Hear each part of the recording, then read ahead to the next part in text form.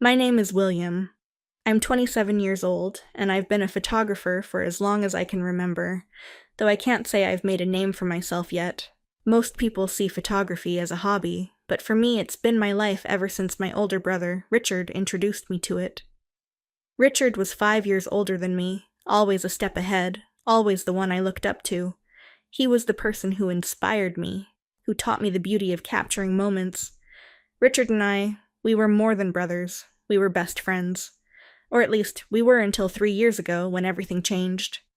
Growing up, it was just me, Richard, and our parents. But tragedy struck when I was in high school. Our parents were killed in a car accident, leaving Richard and me to fend for ourselves. It was hard, losing both of them so suddenly, so violently. For a long time I felt like I was walking through life in a fog, but Richard was there. He always knew what to say, how to make things feel a little less overwhelming. We made a promise to each other after our parents' funeral. We would stick together, no matter what. It was just the two of us, and we were going to be okay. For a few years, we were. We worked hard, trying to keep our lives on track. Richard became my anchor, the one stable force I could rely on. He got a decent job, and I focused on improving my photography skills. Even though life was tough without our parents, we found a way to manage. We even had fun sometimes, like when we would go on long photography trips, capturing landscapes and wildlife in the countryside. Those moments were pure peace, just the two of us, our cameras, and the world. But things started to change when Richard met Linda. He met her 4 years ago, and from the moment he introduced her to me, I knew she was going to become a big part of his life. Linda was quiet, soft-spoken, and seemed like a perfect match for Richard's gentle nature. He told me he was going to marry her, and though I was happy for him, a part of me couldn't help but feel a little worried. I didn't know much about her or her background, and since they had a private wedding overseas, I never got to meet her family or friends. Still, Richard was head over heels for her, and that was enough for me at the time. After their wedding, things changed between Richard and me. We didn't see each other as often, which made sense. He was married now, building his own life. But about a year after his wedding, I got a call from him that turned my world upside down. It was the middle of the day, and I remember how calm his voice was when he said, "I've got 1 month to live." At first, I thought it was a bad joke. Richard had a dark sense of humor sometimes, but this was too much. "That's not funny, Richard," I told him, my voice shaky. But he didn't laugh. He didn't say anything for a moment, and then he told me the truth. "It's cancer, Will. Terminal. It's spread everywhere, and there's nothing they can do." I couldn't breathe.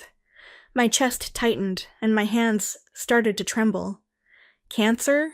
Terminal? I wanted to scream, to tell him he was wrong, but I knew from his voice that he wasn't. Richard was dying, and there was nothing I could do to stop it. The one person I had left, the only family I had after our parents were gone, was leaving me too. The next few months were a blur of hospital visits and emotional goodbyes. Richard had been given 1 month to live, but he held on for 3, fighting the inevitable with every ounce of strength he had. Watching him waste away was the hardest thing I've ever had to do. I tried to be strong for him, but inside, I was breaking. I couldn't imagine a life without him in it. When he finally passed, it felt like a part of me died with him. At the funeral, I cried more than I had in years. Linda was there, of course. But she seemed distant, almost detached. I thought maybe she was trying to be strong in her own way, but something about her behavior bothered me. She didn't seem as devastated as I was, and for some reason, that felt wrong. But I didn't have the energy to dwell on it at the time. All I could focus on was the overwhelming emptiness that had taken over my life. After Richard's death, I was lost. I spent days, weeks, months, just going through the motions, barely surviving. I couldn't even touch the things he left behind, the photographs we had taken together, the camera equipment he had given me. It all felt too raw, too painful. I was drowning in grief, and there was no one left to pull me out. 2 years passed, and as the anniversary of Richard's death approached, I decided I had to move on. I couldn't keep living in the past, consumed by memories and regret.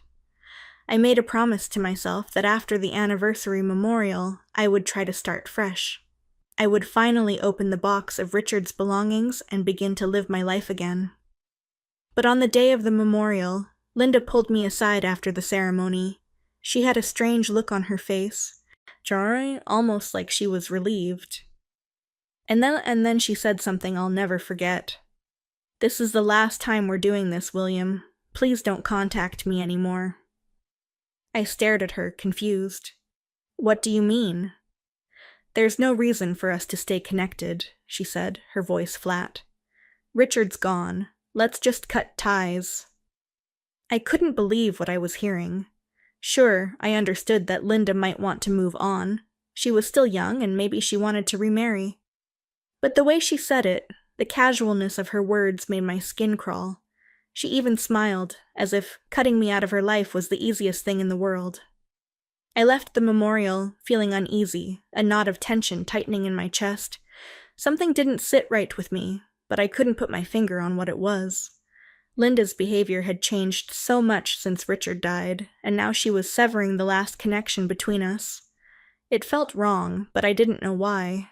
For the next week, I couldn't shake the feeling that there was more to the story. I tried to push it out of my mind, but it kept creeping back in, gnawing at the edges of my thoughts. Finally, I decided I needed a break from the constant overthinking. I headed to the bar Richard and I used to go to, hoping a drink would help me clear my head. As I walked through the busy streets of downtown, I saw her. Linda. She was with another man, laughing and looking more alive than I had ever seen her. She didn't look like the demure, quiet woman Richard had married. Instead, she looked like someone who thrived in the nightlife, someone who had moved on long before I had. When I reached the bar, I couldn't help but vent to the bartender, one of the few people who knew about me and Richard. As I poured out my frustrations, he listened patiently, and when I was finished, he said something that stuck with me. "If you keep holding on to this grief, it'll only hurt you, and Richard wouldn't want that." His words hit me hard, and for the first time in 2 years, I cried. But this time, it wasn't out of despair. It was like a weight had been lifted off my chest. Maybe he was right. Maybe I needed to let go, to finally face the future instead of clinging to the past. The next morning I made a decision.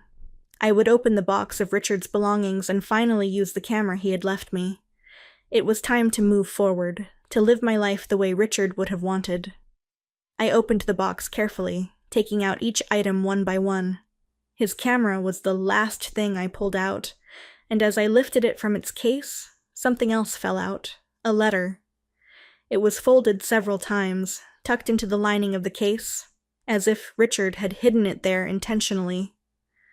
My hands trembled as I unfolded the letter, and when I saw the familiar handwriting, my heart sank. It was addressed to me, written by Richard after he knew he was dying. In the letter, he explained that he had left me as the beneficiary of his life insurance policy, but he warned me Linda might have changed the beneficiary without his permission. I felt a chill run down my spine. Could it be true? Could Linda have taken the insurance money for herself? I didn't want to believe it, but I couldn't ignore Richard's warning. I decided to investigate, to find out if Linda had done something behind my back. After all, Richard had trusted me with this, and I couldn't let him down. I called Linda, even though I hesitated.